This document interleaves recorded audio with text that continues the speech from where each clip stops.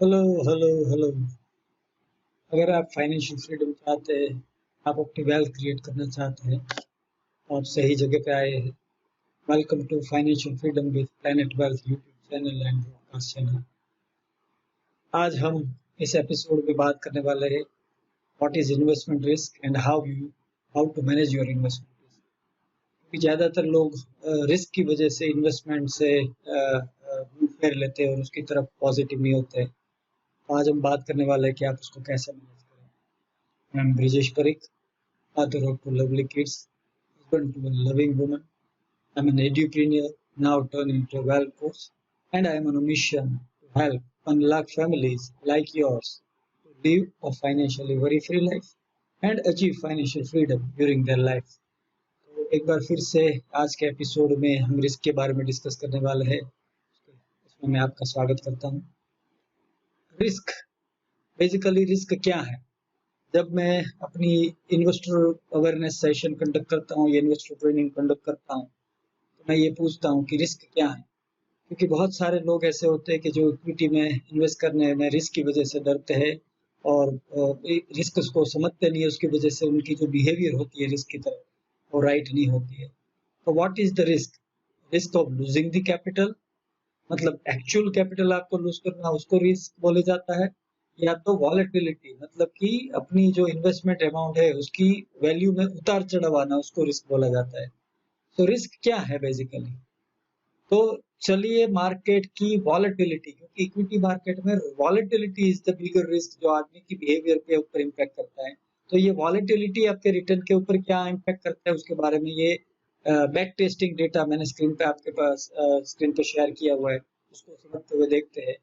तो ये डेटा है 1980 में जब सेंसेक्स बना था और 2010 में जब 30 साल खत्म हुए थे, तो उसकी 30 साल की एनालिसिस की गई कि अगर किसी इन्वेस्टर में उसी 30 साल के दौरान अगर सेंसेक्स में पैसे डाले होते तो उनकी रिटर्न की पैटर्न क्या रही होती, वो बैक टेस्टिंग डेटा पे किया गया। उसकी एक डिपिक्शन है। टेन्योर लिया गया 1 साल का। 1 साल मतलब 1 जनवरी 1980 को इन्वेस्ट किया था और 31 दिसंबर 1980 को विड्रॉ कर लिया, वो 1 साल हो गया। तो 30 साल में इस तरीके के 30 इंस्टेंस हुए होंगे। 2 साल के जो इंस्टेंस है उसमें 1 जनवरी 1980 को इन्वेस्ट किया था और 31 दिसंबर 1981 को विड्रॉ किया था। तो उस तरीके के 2 साल के इंस्टेंस है वो देयर आर अराउंड 29 इंस्टेंस। 3 साल के 28, 5 साल के 26, 7 साल के 24, so on and so fourth. तो चलिए एक समझने की कोशिश करते हैं कि बिहेवियर क्या रही मार्केट की, वॉलेटिलिटी, राइट। तो 1 साल की जो टेन्योर थी उसके 30 इंस्टेंस थे, उसमें से 22 बार सेंसेक्स ने पॉजिटिव रिटर्न दिया और 8 बार सेंसेक्स ने नेगेटिव रिटर्न दिया। सो 73% positive return and 27% negative return. उसी तरह 2 साल की अवधि के लिए बात करें तो 29 इंस्टेंस में से 20 इंस्टेंस मतलब 69% टाइम्स जो इंस्टेंस थे 2 साल के, उसने पॉजिटिव रिटर्न दिया और 31 टाइम्स उसने नेगेटिव रिटर्न दिए। 3 साल की अवधि में बात करें तो 28 टाइम्स जो इंस्टेंस थे उसमें से 24 इंस्टेंस में सेंसेक्स ने पॉजिटिव रिटर्न दिया और 14% इंस्टेंस में सेंसेक्स ने नेगेटिव रिटर्न दिया। 5 साल 23 आउट ऑफ 26 टाइम्स उसने पॉजिटिव दिया। 7 साल 23 आउट ऑफ 24 टाइम्स सेंसेक्स ने पॉजिटिव रिटर्न दिया। 10 साल 21 आउट ऑफ 21 टाइम्स सेंसेक्स ने पॉजिटिव रिटर्न दिया और 15 साल 16 आउट ऑफ 16 टाइम्स सेंसेक्स ने पॉजिटिव रिटर्न दिया। तो इसका मतलब ये है कि पॉजिटिव वर्सेस नेगेटिव की हम एनालिसिस देखें तो पॉजिटिव की रेशियो ज्यादा है नेगेटिव रिटर्न से। और आप उसकी एनालिसिस को समझेंगे तो जैसे ही आप 5 साल को क्रॉस करते हैं, 7 साल में ले लीजिए 96 टाइम्स, 10 साल में ले लीजिए 100 टाइम्स, 15 ईयर्स में ले लीजिए 100 टाइम्स। मतलब जैसे ही आप अपनी इन्वेस्टमेंट की होराइजन को बढ़ाएंगे तो आपकी पॉजिटिव रिटर्न आपकी 100% गारंटीड है। ये नॉर्मली वॉलेटिलिटी है जो आपको ड्राइव करती है, राइट। तो ये तो हमने पॉजिटिव रिटर्न के बारे में डिस्कस किया है। अभी हम डिस्कस करते हैं कि what kind of positive return आपको मिलते हैं। तो ये उसी जो 10 साल की जो CAGR है उसमें 26 टाइम्स के जो इंस्टेंस है उसमें से 21 टाइम्स सेंसेक्स ने 12% से ज्यादा रिटर्न दिया है, राइट। और उसकी जो एवरेज रिटर्न है वो 15% से ज्यादा है। सो इक्विटी आपको रिटर्न दे रही है, इक्विटी में आपको रिस्क है बट वो शॉर्टर ड्यूरेशन में, क्योंकि मार्केट की वॉलेटिलिटी शॉर्टर ड्यूरेशन में जब अगर पैसे आपके उठाने जाओगे और मार्केट गिरा हुआ है तो आपको रिटर्न नहीं मिलेगा, that is the risk, right? तो इक्विटी में यस शॉर्ट टर्म में वॉलेटिलिटी की वजह से रिस्क है, बट अगर आप अपनी शॉर्ट टर्म पैसे इक्विटी में नहीं डाले और लॉन्ग टर्म पैसे इक्विटी में डाले तो there is no risk. So shorter duration में इक्विटी में वॉलेटिलिटी की रिस्क है, but you don't have choice of risk और नो रिस्क, राइट? आप समझ रहे हो? हर बार मैं जब इन्वेस्टर से बात करता हूँ तो लोग ये समझते हैं कि इक्विटी में डालेंगे तो रिस्क है और इक्विटी में नहीं डालेंगे तो रिस्क नहीं है, मतलब अगर आप एफडी में डालेंगे तो रिस्क नहीं है। So that's not correct understanding of the risk. अगर आप डेट में डालोगे तो there is a risk called inflation risk, right?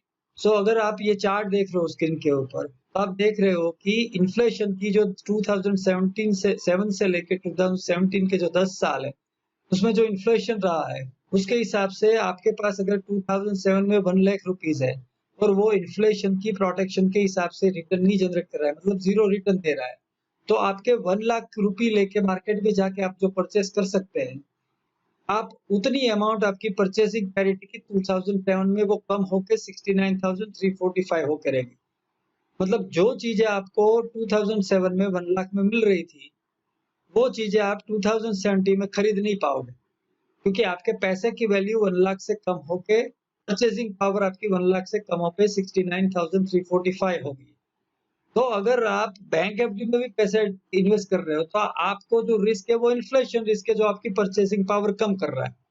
तो एसेंशियली आप जब इन्वेस्ट करने जा रहे हो तो आपके पास चॉइस ये नहीं है कि मैं रिस्क लूं या मैं रिस्क ना लूं, आपके पास चॉइस यही है कि आपको अभी रिस्क लेना है या तो आपको फ्यूचर में रिस्क लेना है।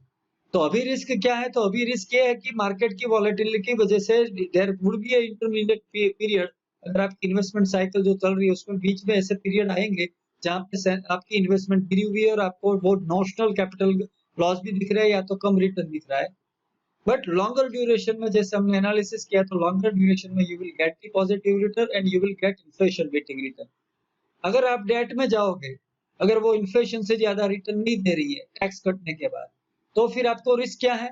तो आप जितना भी मेहनत करके आप पैसे इकट्ठा कर रहे हो, बट जब उस पैसे को लेकर आप जिस चीज के लिए इकट्ठा कर रहे हो, जिस गोल के लिए इकट्ठा कर रहे हो, उस गोल के लिए वो पैसे लेकर मार्केट में खरीदने जाओगे तो आपको वो पैसे कम पड़ेंगे। समझ रहे हैं आप इन्फ्लेशन की जो इम्पैक्ट आएगी? So it's essentially risk now और रिस्क फ्यूचर। तो रिस्क से डर के आप कभी भी अपनी वेल्थ क्रिएट कर नहीं पाओगे। तो you should not be afraid of the risk, क्योंकि कोई भी इन्वेस्टमेंट करने जाओगे there are bound to have the one और the multiple kind of risk associated with that investment product. किसी भी एसेट क्लास में चले जाओ, but what you need to learn risk, you can not avoid the risk, what you need to do is you need to learn the managing the risk, right? So how you can manage the risk? तो सबसे पहले हम normal जो investment की cycle होती है उसमें हर साल एसेट क्लास डिफरेंटली परफॉर्म करते हैं। तो यहाँ पे मैंने 2006 से लेकर 2020 के पीरियड के दौरान 2020 में ये 31 मार्च 2020 तक का डेटा है। तो आप देख सकते हैं 2016 में इक्विटी ने सबसे ज्यादा दिया था, गोल्ड में उससे कम और बॉन्ड ने सब उससे कम। अगर हम 2011 की देखें तो गोल्ड ने ज्यादा दिया था, बॉन्ड ने उससे कम दिया था और इक्विटी ने तो नेगेटिव दिया था। अगर हम 2015 में नजर डालें तो बॉन्ड ने सबसे ज्यादा दिया था, इक्विटी ने कम दिया था और गोल्ड ने उससे भी कम दिया था।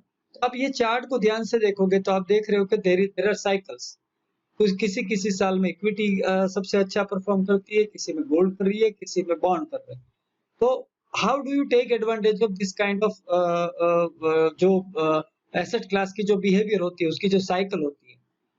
तो अगर आप इसको समझ के आपकी रिस्क को मैनेज करना है तो best way to manage the risk is through diversification. मतलब आपके पैसे इक्विटी में भी लगाओ, आपके पैसे गोल्ड में भी लगाओ, आपको पैसे बॉन्ड में भी लगाओ। तो अगर आप इस तरीके से इक्वली इन्वेस्टेड रहोगे और अगर आपको ग्रोथ करवाना है तो लंबी अवधि वाले सारे इन्वेस्टमेंट इक्विटी में डालो, तो लॉन्गर ड्यूरेशन में वो आपको अच्छा रिटर्न देने वाला है। तो डाइवर्सिफिकेशन कैसे आपको हेल्प करेगी? तो here is an classic back testing risk adjusted return through diversification आप कैसे अचीव करते हो। तो ये सेंसेक्स की एनालिसिस की गई थी।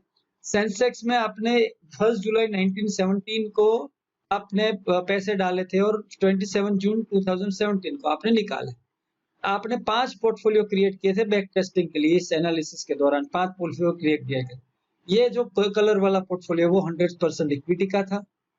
ये वाला 80% इक्विटी 20% डेट था, मतलब फिक्स रिटर्न। ये वाला 60% इक्विटी 40% डेट था। ये वाला 40% इक्विटी 60% डेट था। और ये वाला 20% इक्विटी 80% डेट था। तो आप देखिए कि 1 जुलाई में ये पांचों पोर्टफोलियो में इन्वेस्ट किया गया था। तो डेटा बता रहा है कि सबसे ज्यादा रिटर्न आपको कहां पे मिला। तो आप देख सकते हैं कि सबसे ज्यादा रिटर्न है 58,629, राइट। तो ये कौन सा है, तो ये 60% इक्विटी 40% डेट वाला डाइवर्सिफाइड पोर्टफोलियो। तो ये जो पोर्टफोलियो दिख रहा है, इसका मतलब ये नहीं कि आपने 1997 में जब पैसे डाले थे तब आपने 60% 10,000 में से 60% इक्विटी में डाल दिए और 40% डेट में डाल दिए, मतलब 6,000 इक्विटी में डाल दिए और 4,000 डेट में डाल दिए और आप भूल गए। और आपने 27 जून 2007 को आप जब उठाने गए तो आपके बढ़ के हो गए थे 58,629। ऐसा नहीं था। ये एसेट एलोकेशन आपने किया था जब 1997 में। फिर आपने हर साल उसको रीबैलेंस भी किया था। मतलब अगर इक्विटी के कंपोनेंट बढ़ गया है तो आपने इक्विटी में से घटा के उसको डेट में डाल दिया, और जब डेट बढ़ गया है तो आपने डेट से निकाल के इक्विटी में डाल दिया। तो मतलब at the end of the year आपने, अगर आपकी पोर्टफोलियो जिस तरीके से बढ़ी हुई पोर्टफोलियो जिस तरीके से क्यूड है, मतलब इक्विटी थोड़ा बढ़ा ज्यादा बढ़ा है तो वो ज्यादा बढ़ गया होगा, तो उसमें से प्रॉफिट बुक करके आप डेट में डालोगे। और अगर डेट ज्यादा बढ़ गया होगा, आप डेट में से बुक करके इक्विटी में डालोगे। But you will have again rebalance कि आपका जो रिवाइज पोर्टफोलियो है, मतलब जो अमाउंट है वो 60% इक्विटी में रहे और 40% डेट में रहे। हर साल आपने रीबैलेंसिंग किया। So this is the power of combination of asset allocation plus rebalancing. ये दोनों की टूल को आप अपनी रिस्क एडजस्ट कर सकते हो, right. So what you need to learn is, investing को अगर रिस्क को मैनेज करता है तो what you need to learn is to do asset allocation and use rebalancing to negate the risk and get the stupendous return out of the growth asset like equity, right? तो important आपको ये समझना है कि आप risk से बच नहीं सकते, क्योंकि जैसे मैंने आपकी इस वीडियो की शुरुआत में आपको समझाया था कि it is risk take to be taken now और risk to be deferred in the future. अगर आप आज लेते हो तो आप इक्विटी में डालते हो, तो हो सकता है वॉलेटिलिटी की वजह से there could be a period जहां पे आपकी इन्वेस्टमेंट नेगेटिव जा सकती है। और अगर आप फ्यूचर में अवॉइड करोगे तो there could be a possibility कि आप अपनी परचेसिंग पावर आपकी पैसे की लूज करो, और आप फ्यूचर में जब आपकी गोल के लिए पैसे निकाल के खरीदने जाओ तो वो कम पैसे कम पड़े।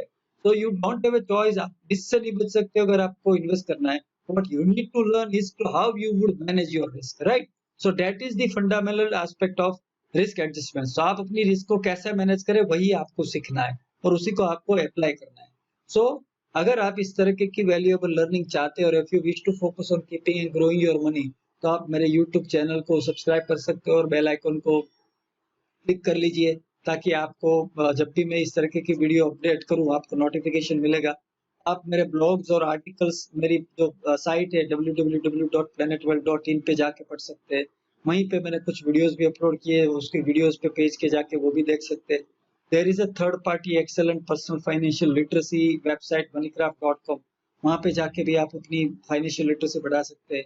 आप मेरे फेसबुक पेज प्लेनेट वेल्थ से भी जुड़ सकते हैं और मेरे फेसबुक ग्रुप फाइनेंशियल वेलबींग को भी जुड़ सकते हैं। और सबसे बढ़िया तरीका यह है कि आप मेरी जो व्हाट्सएप नंबर है उसको आप अपने मोबाइल में प्लेनेट वेल्थ से स्टोर कर दीजिए और फिर मुझे व्हाट्सएप पे एक मैसेज डाल दीजिए एड मी योर नेम करके, ताकि मैं आपकी नंबर को मेरे अपने फाइनेंशियल लिटरेसी ब्रॉडकास्ट को ग्रुप में डाल सकता हूँ। और you will be receiving this kind of updates regularly, financial literacy educational videos. Please note down my number, WhatsApp number 9328190022। I am repeating 9328190022। आप उसको स्टोर करना ना भूलें, क्योंकि अगर आपने अपने मोबाइल में ये नंबर सेव नहीं किया होगा तो मेरी ब्रॉडकास्ट मैसेज आपको नहीं मिलेगी। May God shower abundant wealth you. May you achieve financial freedom in your life. God bless and thank you for watching this video. मिलते हैं अगले वीडियो एपिसोड। Thank you.